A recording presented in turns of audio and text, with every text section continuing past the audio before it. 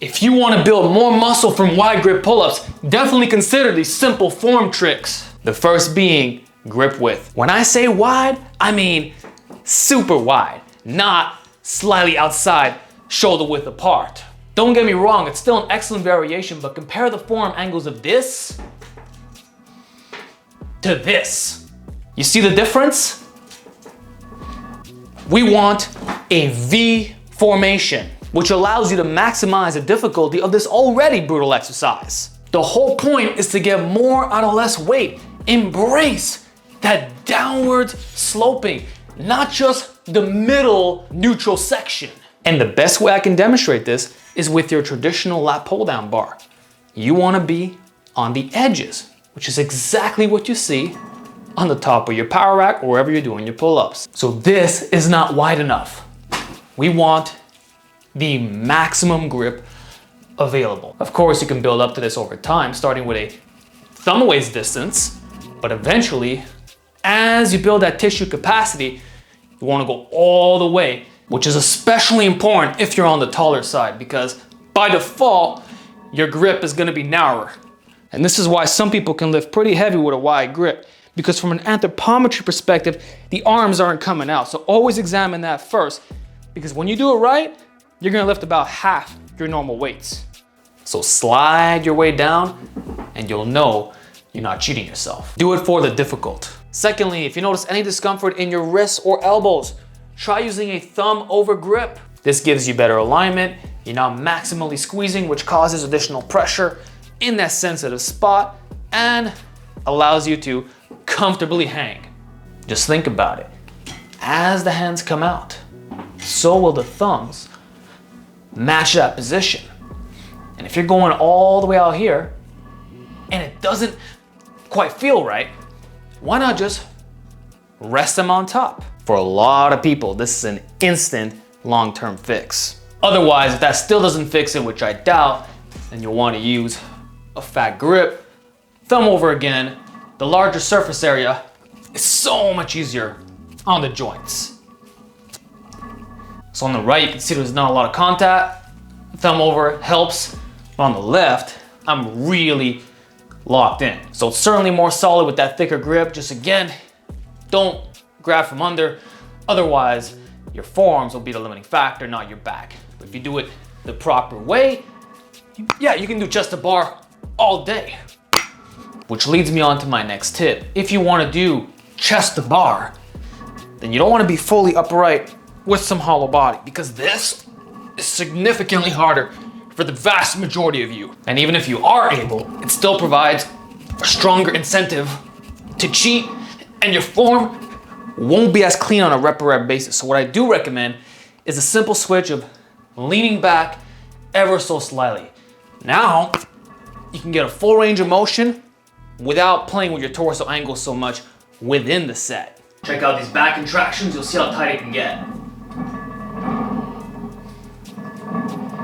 Night and day difference compared to hollow body with the wide grip specifically. Want the smoothest reps? This is the best way you're gonna do it.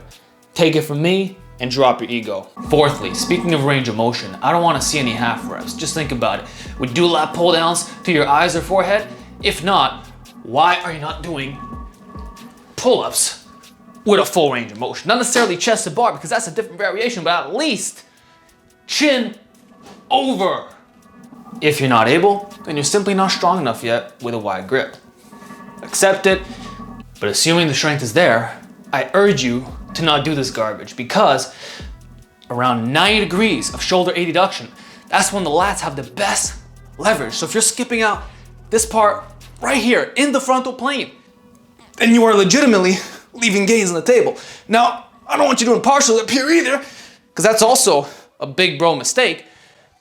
But during the contraction part, I want to see those elbows pointing down. This is how you actually build wings. And anyone who does this will experience similar contractions to iliac lat pull downs. So the old school exercises actually are optimal in many ways. Oh, and remember, there's no excuses even when going weighted. If street lifters can pause at the top, with 2 plates and above, then surely you can do this with 25 to 45 pounds, right? Like the pause is obviously not mandatory, but at least get that contraction and you can feel the difference. Anyone who does this right now at home, come on. That's how you contract your lats. That said, even though I'm team full ROM, in the bottom, you don't have to do a 100% dead hang such that your shoulders are touching your ears. You can do full squeeze, control, keep a bit of tension on those lats. Don't let them completely flare because otherwise there's a tendency to do this motion. So right there, tension, tension. It's a bit more lat bias, slightly less traps. So for width, the dead hang is not necessary, but if you want a good general mass builder, nothing wrong with going deep like that. It's especially useful for street lifters who want the biggest one or max and plan on going heavy for that session. Like that's what I will do when I'm doing reps of 3 to 5. But if I'm gonna be in a traditional 6 to 12 zone, I'll probably not go all the way down because you're not actually stretching your lats further by doing that. Now for my 5th and final tip, I want you to start controlling those reps. Remember when you were a beginner, you used to jump on top of a box and then slowly lower yourself back down? Well, with the wide grip, that's immensely useful since this is generally a bit harder on the shoulders. Which does not make it a bad exercise. Your body can adapt to a whole bunch of positions, but just to say, you can build this tissue capacity and by slowly or at least controlling yourself back down, doesn't have to be like super slow motion, but at least not doing this, not only will your form be significantly smoother, but you're also less likely to develop overuse in that teres major armpit area. So in this case, it actually wouldn't be a bad idea to reintroduce those basic drills, at least for the time being, to get you used to this wide grip, and eventually it'll just become second nature. This is not a variation that you want to fool around with. It must be respected, otherwise your body will be hurting. And when you treat it right, it'll give back, make you injury-free, bulletproof, and able to tolerate all kinds of unfavorable positions. To me, it's a great way of unlocking shoulder mobility. Like once you go back to those narrower grips, it's gonna be so much easier by comparison, including all the way down. Remember, you're only as strong as your weakest link. So that's it guys, I just want you doing wide grip pull-ups the proper way. It's become one of my staples and I know for a fact that when you incorporate these tips, it'll be the same for you. So enjoy those serious back gains. You're doing one of the best. Let me know if you have additional tips and I'll talk to you all in the next video.